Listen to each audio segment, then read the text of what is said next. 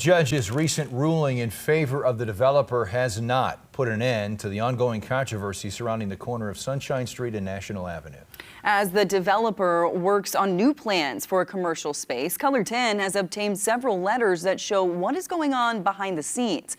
KOLR 10's Parker Paget is live in University Heights speaking to neighbors and the developer. Yeah, I spoke to developer Ralph Duda on the phone this week, and he tells me he feels it's impossible to please the neighborhood.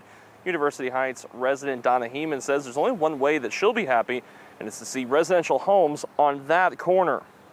I'm disappointed, just as a resident here.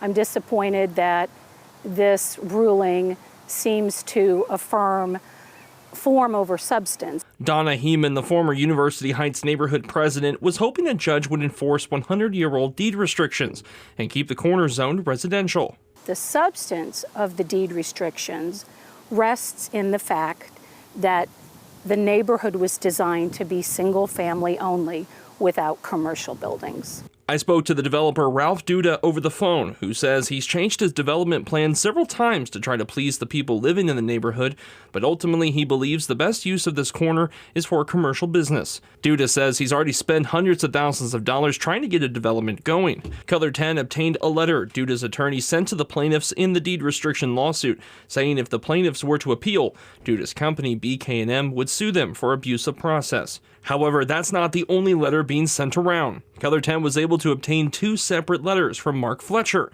a University Heights resident who has been outspoken against the development.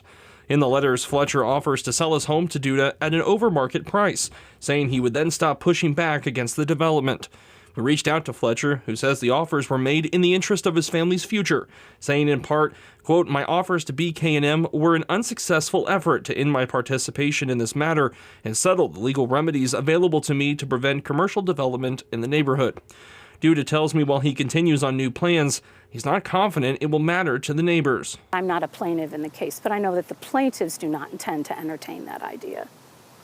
And I know that the neighborhood association is in support of the plaintiffs' efforts because their efforts support the mission. Duda tells me he plans on unveiling his latest ideas in the next couple weeks or so, while Heeman tells me that the neighbors have several weeks to either ask the judge to amend his ruling or appeal the decision altogether. Reporting live in Springfield, Parker Paget, KOLR 10 News.